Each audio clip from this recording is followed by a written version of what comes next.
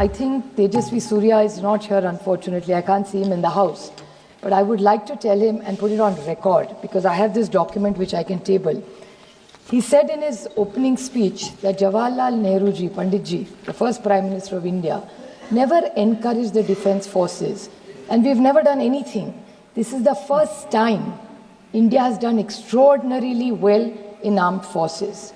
He has not only insulted thousands and lakhs of Indian force and armies and their families who have stood so that you and I can be safe. I object to the statement that he has made. And I would like to read out what he said in his speech was, oh, Indo-Pak war, what the first war was a failure. That उसके लिए failure होगा. ये जो इतिहास हमें पढ़ाने बोल रहे थे ना, खुद पढ़ो ये सर. नहीं होगा तो ये बता देती हूँ मैं. Indo-Pak war, the first time we won.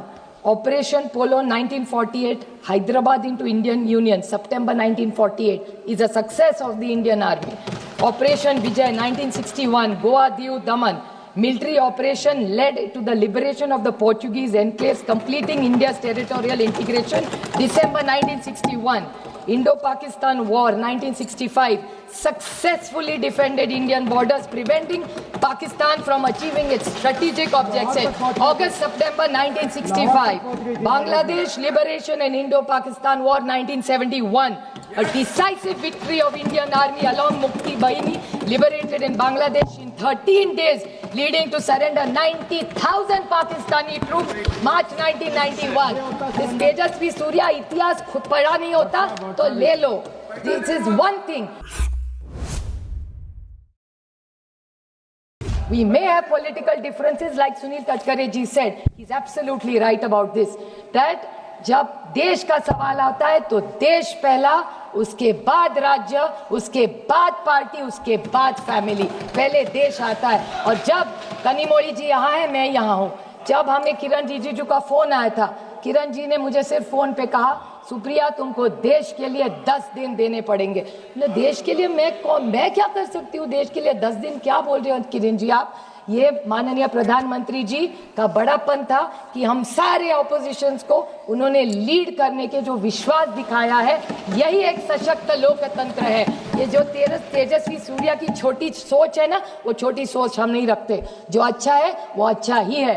और जब देश के बारे में आता है, आप नहीं थी शैलजा जी, लेकिन ऑल पार्टी मीटिंग में हम जब गए थे तो पहली कांग्रेस पार्टी बोली थी और उन्होंने कहा था कि ये वक्त तू मैं का नहीं है. कांग्रेस पार्टी और सारी ऑपोजिशन नरेंद्र मोदी जी की सरकार के साथ पूरी ताकत से खड़ी रहेगी और हम आपके साथ हैं. आप जो निर्णय ले, युद्ध करे, कुछ भी करे, हम आपके साथ खड़े रहेंगे. और ये तेजस्वी सूर्या क्यों पता नहीं है. तो मैं ये जो नए लोग आके पता नहीं क्या क्या हमको सुना के जाते और गलत इतिहास बनाते और रिकॉर्ड पे गलत लाते, इसके लिए मुझे दुख हुआ उनके भाषण सुन के. उनके लिए बहुत अंधभक्त होते काय असेल. नदती की सेल एनआईए के बारे में बोल रहे थे. किसने एनआईए शुरू किया? ये तू मैं का वक्त नहीं है. इस देश के अभी सुरक्षितता की चर्चा. मैं नहीं कहूँगी हमने किया. अच्छा ठीक है, हमने किया, आपने आगे लिया, अच्छी बात है. बट एनआईए में भी गलती निकाली. ये जो तेजस्वी जी ने, या मुझे विश्वास है कि ये बीजेपी की लाइन नहीं होगी, ये तेजस्वी सूर्या जी की होगी. क्योंकि जब से हम सबको उन्होंने बुलाया था, और ये जो अभी मंत्री जी, मेरा मिनिस्टर डॉक्टर जयशंकर जी बोले, मैं उनकी तहे दिल से हम सब की तरफ से आभारी हूँ कि हम सबको उन्होंने चुना और विश्वास के नाते हमें परदेश में भेजा.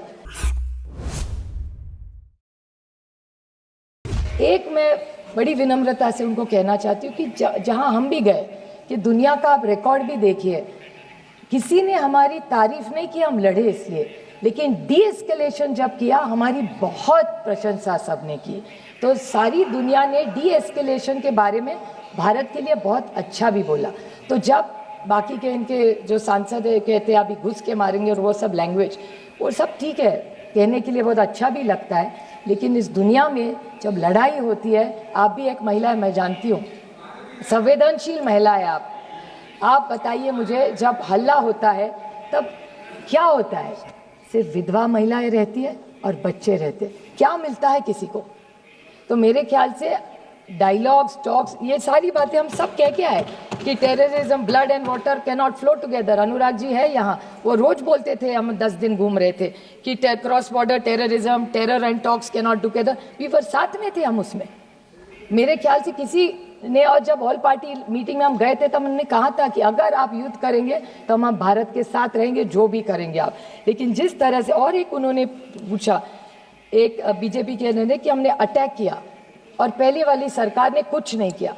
मैं पूछना चाहती हूँ कि आपका ऑब्जेक्टिव था क्या? तेजस्वी सूर्या जी कह रहे थे कि ओ आप इतने साल कांग्रेस ने कुछ नहीं किया, वो तो भूल गए इतिहास पर क्या क्या किया। लेकिन मैं बड़ी विनम्रता से उनको पूछना चाहती हूँ कि डी एस्केलेट तो एक डेढ़ दिन में ही हो गया, तो what was the objective of the war when he said? क्योंकि ये बहुत सारे लोग मुंबई के अटैक के बारे में बोले और बोले कि कांग्रेस ने कुछ नहीं किया। मैं बोलना चाहती हूँ, आपको पता नहीं दुख क्या होता है। पुलिस शहीद हुए 26/11 की मुंबई के अटैक में, और ओमड़े जी थे, बेचारे पुलिस थे, उन्होंने जब वो क्या उसका नाम था,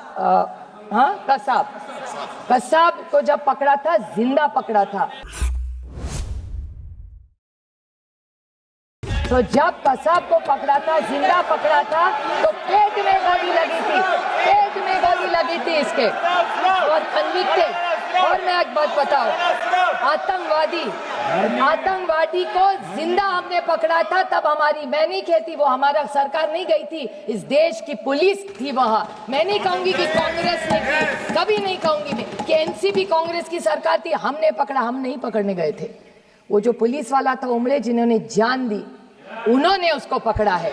मैं कभी इस मामले में क्रेडिट नहीं लूंगी, इतनी तो इंसानियत रखो। नवंबर 21 में उसको फांसी हुई थी, नवंबर 21 में, हिसाब देती हूँ आपका। पहले कन्विक्ट हुए 2010 में, उसके बाद Mumbai high court, supreme court, mercy petition, execution carried out, और नवंबर 2021 में पूना में इसी को फांसी हुई थी, कसाब को। ये काम हमने किया, हमने नहीं किया, सबने मिलके किया है, इन्होंने भी तब साथ दिया था, और जो सच है वो सच है। अब मैं बोलूँ सर कि पहलगाम, पूंछ, राजौरी, इस पे मैं डिबेट पे भी आऊंगी, और मैं किसी ने यहाँ नहीं बोला, लेकिन मैं जम्मू कश्मीर की सरकार और वहाँ के मुख्यमंत्री के बारे में ज़रूर बोलना चाहती कि उमर अब्दुल्ला जी ने इमीडिएटली असेंबली में, और सारे एमएलए किसी भी पार्टी को हुआ, उनकी मैं तहे दिल से आभारी हूँ कि सारों ने यूनानिमसली कंडेम किया कि अटैक नहीं होना चाहिए था। तो ये सब के ने वहाँ कभी पार्टी तू मैं नहीं गिरे। ऑपरेशन सिंदूर हुआ, आप गए, अटैक हुआ, आप लोग परदेश जाके, सब ठीक हुआ, लेकिन मेरे बाबा को न्याय कब मिलेगा? मेरे बाबा का जिसने खून किया मेरे आंखों के सामने, उनको न्याय कब मिलेगा? 4 लोग, अभी पता नहीं वो 4 थे, 5 थे, 6 थे, पता भी नहीं है। पहले फोटो भी आई, उसके बाद एनआईए का न्यूज आया कि ये 4 वो है नहीं, कहीं और ही है। तो कौन है वो आतंकवाद 4? आए कैसे, गए कहाँ, किसी को पता नहीं है। 2 मिनट में मैं सिर्फ उनकी वेदना आपको बताना चाहती हूँ। तो उनका सिर्फ सवाल इतना है कि वो आए कब, गए कैसे। उनकी माँ का एक इंटरव्यू आपने देखना चाहिए मैडम, मैं टेबल करूंगी, सबने देखना चाहिए। उनकी जो बीवी है उसके साथ खड़ी थी, बोलती है 3 महीने हुए, 90 दिन, आज भी जब आंख बंद करती हूँ तो वही घिनौना चेहरा उनके सामने आता है, और खोलती हूँ तो लगता है फिर वो वही आएगा और खून करके जाएगा। क्या गलती थी उनकी? बताइए मुझे, क्या गलती थी? वो छुट्टी मनाने, और पता है वो उसके फादर क्या कह रहे थे उसको? पहलगाम पहली बार प्लेन में फैमिली बैठी थी और उसको चिढ़ा रहे थे, देखो अभी तुम्हारा ग्रेजुएशन हो गया, अभी तुम्हारी शादी करेंगे, अगली टाइम मैं नहीं तुमको कश्मीर लाऊंगा, पति के साथ आए। वो लड़की कहती है, ताई मैं सोच रही थी कश्मीर स्वर्ग है, लेकिन मेरे लिए और मेरी माँ के लिए वो नर्क बन गया। कोई इसका जवाब दे, क्या जवाब दूं उसमें बेटी को? आप बताइए। 50 लाख रुपया सरकार ने दे दिया, और इस महाराष्ट्र की सरकार ने उसको वायदा भी किया था उसको नौकरी मिलेगी आसारी को, आज तक नौकरी नहीं मिली है। कागज पे कागज, फाइल पे फाइल भरे जा रहे, कुछ नहीं हो रहा है।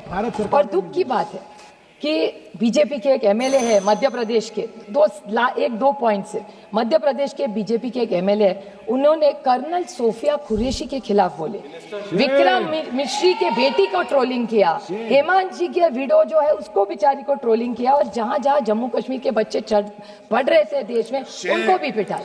इससे कैसे चलेगा? ये हम यहाँ आए वो किसी पे टिक्का टिप्पणी करने नहीं आए, क्योंकि मैं बहुत सारी उम्मीदें थी मुझे, और मेरे अमित शाह जी से बहुत सारी अपेक्षा है। एक असर्टिव नेता के रूप में, हम उनको एक असर्टिव होम मिनिस्टर के रूप में देखते हैं। तो हमारी बहुत सारी अपेक्षा है उनसे, और मुझे विश्वास है कि होम मिनिस्ट्री इन चारों को न्याय कब मिलेगा। Operation Sindoor is not complete और is not a success till you find those terrorist. तो हम एक दूसरे की पाठ थपानी कि सब अच्छा चल रहा है, अच्छा नहीं चल रहा है। जब तक दे आर गेट देयर, जब तक वो आतंकवादी आप नहीं पकड़ेंगे तब तक वो न्याय नहीं होगा। We can not celebrate. So I think we owe it to those families। और एक छोटा सा लास्ट पॉइंट में कि सब एक चीज़ सबको पता होनी चाहिए, क्योंकि ये हमारे देश के लिए बहुत बड़ी बात है। अभी तेजस्वी सूर्या कह रहे थे 1 आंख 2 आंख पता नहीं क्या क्या तोड़ने वोड़ने की बात हो रही थी। मैं 4 देशों में, ये इसी सरकार का बड़प्पन है, मुझे 4 देशों में भेजा था। हम सब मिलके गए थे, अनुराग भैया भी थे उस टीम में, और उन्होंने भी सुन चुके। 4 लोगों के बारे में हर देश ने हमें पूछा, हर देश में जहां जहां हम गए एक ही हमें पूछ रहे थे कि ये आप महात्मा गांधी के देश से आते, आप पंडित जवाहरलाल नेहरू जी के देश से आते, आप इंदिरा जी के देश से आते, आप मोदी जी के देश से आते। तो ये जो विरासत सबकी हमारी, इसी विरासत को, ये विचारों के बहुत सारी अपेक्षाओं से लोग भारत की तरफ देख रहे हैं। तो मेरी विनम्र विनती है सरकार को कि आप जो ये लोग हमें नहीं मिल रहे, सारी चीज़ें, सारे हमारे जो विपक्ष है लड़ाई बंद कर देंगे, और पहले ऑपरेशन सिंदूर को अगर आपको सही मायने में लेके जाना है तो वो 4-5 जितने भी आतंकवादी है वो मिलने चाहिए। और जैसे कारगिल में अटल जी ने एक रिपोर्ट बनाई थी, वैसी इस सरकार को मैं विनम्र विनती करती हूँ कि ऑपरेशन सिंदूर का एक रिपोर्ट किया जाए, जैसे कारगिल में अटल जी ने किया था, वो पार्लियामेंट में टेबल की जाए, तो सबको जो किया है वो पता चलना चाहिए। थैंक यू, जय हिंद।